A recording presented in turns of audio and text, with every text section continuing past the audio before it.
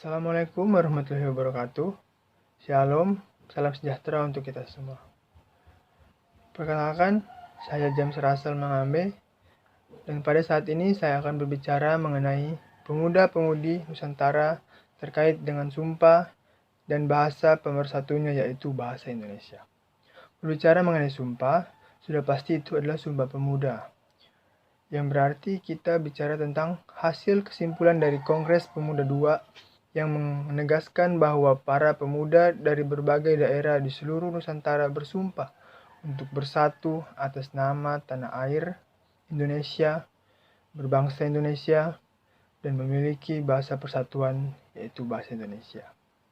Momentum ini seolah-olah menjadi simbol berdirinya sebuah ikatan emosional yang sakral di antara puluhan suku bangsa, di mana setiap perwakilan dari masyarakat seluruh Nusantara melepaskan identitas kedaerahan mereka masing-masing untuk berjanji akan bersatu dan berjuang bersama atas nama identitas kebangsaan baru, yaitu bangsa Indonesia.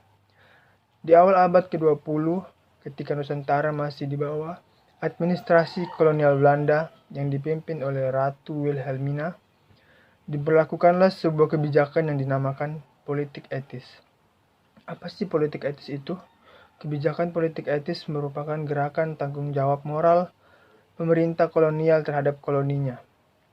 Sejak diberlakukannya sistem tanam paksa sepanjang tahun 1830 dan 1870, salah satu praktik dalam kebijakan politik etis ini adalah mengedukasi kaum muda Bumiputra agar bisa menjadi tenaga terdidik yang bermanfaat bagi kolonial.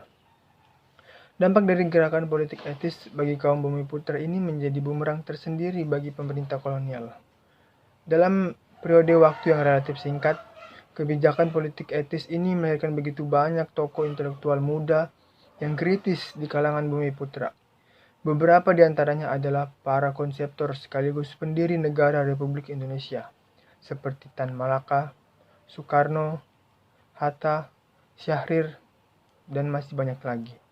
Politik etis yang tadinya diharapkan dapat memproduksi tenaga kerja administrasi yang cakap dan murah, malah melahirkan banyak kaum intelektual yang kritis, berpengetahuan luas, dan berani mengkritik tindakan-tindakan eksploitatif dan diskriminatif dari kaum kolonial Belanda.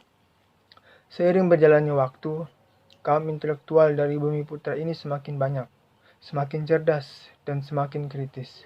Sampai pada suatu titik di mana banyak golongan muda terdidik yang merasa bahwa praktik kolonialisme ini adalah suatu tindakan eksploitasi dan diskriminasi yang tidak adil, sehingga sudah saatnya Nusantara bergerak sendiri, menentukan nasibnya sendiri dan tidak terikat pada kolonialisme.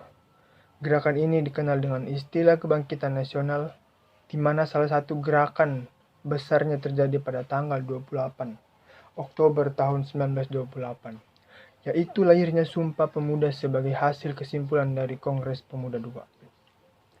Lalu mengapa bahasa persatuan adalah bahasa Indonesia?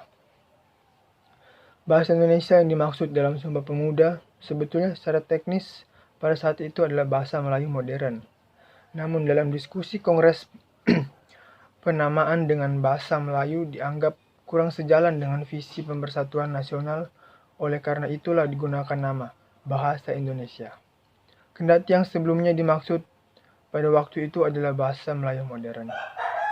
Secara praktis, bahasa Melayu modern telah menjadi bahasa pemersatu perdagangan di hampir seluruh pelosok Nusantara selama ribuan tahun. Dalam hal ini, peran saudagar perdagangan sangatlah besar dalam persebaran bahasa Melayu dari Sumatera, Jawa, Kalimantan, Bali, bahkan sampai Ambon, Ternate, dan pesisir barat Papua. Kemudian pemilihan bahasa Melayu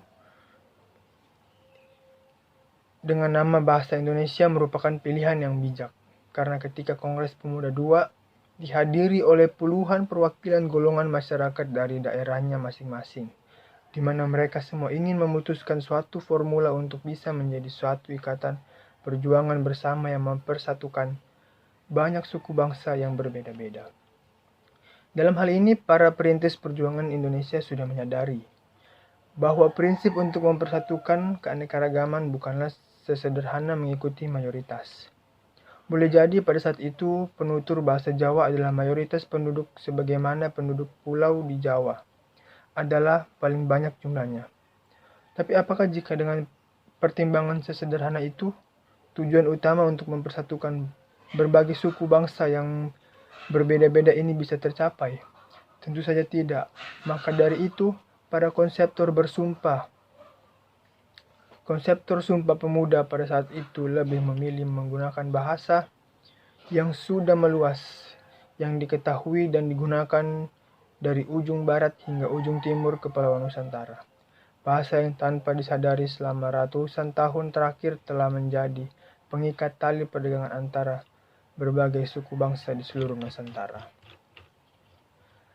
Demikian dari saya mengenai pemuda-pemudi Nusantara terkait dengan sumpah dan bahasa pemersatunya, yaitu bahasa Indonesia. Assalamualaikum warahmatullahi wabarakatuh.